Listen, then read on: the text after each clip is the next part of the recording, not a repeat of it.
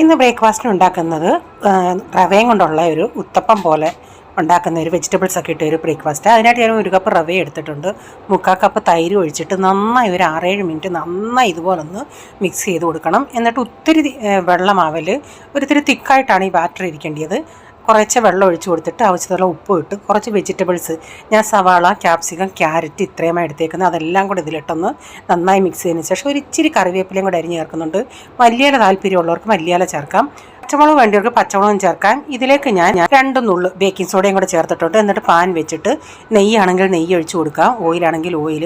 എന്നിട്ട് അതിലേക്ക് ഇച്ചിരി കടുക് കൂടി ഇട്ട് കൊടുത്തിട്ട് അതിൻ്റെ മുകളിലൂടെ ഇച്ചിരി വെജിറ്റബിൾസ് ഇട്ട് കൊടുത്തിട്ട് അടച്ച് വെച്ച് വേവിച്ചെടുക്കാം. മുകളൊന്ന് വെന്ത് വരുന്നുണ്ടെങ്കിൽ അതൊന്ന് തിരിച്ചിട്ട് കൊടുക്കാം. അപ്പോൾ ഈ വീഡിയോയുടെ ഫുള്ളായിട്ടുള്ള വീഡിയോ ഞാൻ ചാനൽ ഇട്ടിട്ടുണ്ട്. ഞാൻ 2 പാൻ വെച്ചിട്ട് പെട്ടെന്ന് ഉണ്ടാക്കിയെടുക്കുന്നുണ്ട്. അപ്പം നമ്മുടെ ഉത്തപ്പം ഇവിടെ റെഡി ആയിട്ടുണ്ട്. ഈ വീഡിയോയിലെ വിശേഷങ്ങൾ ഇതൊക്കെയായിരുന്നേ.